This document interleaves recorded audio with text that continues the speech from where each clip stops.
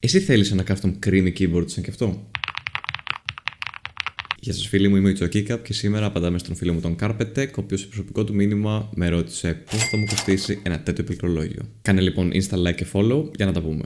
Το συγκεκριμένο πληκτρολόγιο ονομάζεται QK65 και δεν μπορείς να το αγοράσεις. Ή μήπως μπορείς. Μείνε μέχρι το τέλος για να δεις τι παίζει. Η τιμή του ανέρχεται στα 200€ χωρίς να συμπεριλαμβάνουμε όμως keycaps και switches. Καλά, ρε φίλε, δεν είπες αυτό το keyboard είναι budget. Μας κοροϊδεύεις. Είναι πολλά λεφτά. Παιδιά, ήρθε η ώρα να καταλάβετε κάτι. Οτιδήποτε έχει να κάνει με custom, είτε είναι πληκτρολόγιο, είτε είναι μηχανάκι, είτε είναι γραφείο, είτε είναι PC, προφανώς θα του πληρώσεις κάτι παραπάνω σε σχέση με αυτό το οποίο είναι έτοιμο από το ράφι.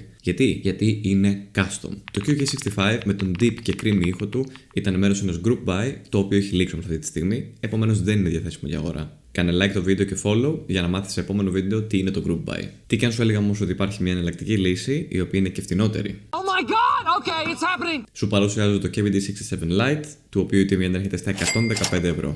Μιμείται τον deep και creamy ήχο του QK65 και είναι ένα πάρα πολύ καλό budget entry keyboard. Υπάρχει βίντεο στο κανάλι μου στο YouTube, στο οποίο χτίζουμε από την αρχή μέχρι το τέλος το KVD67 Lite. Παρέα.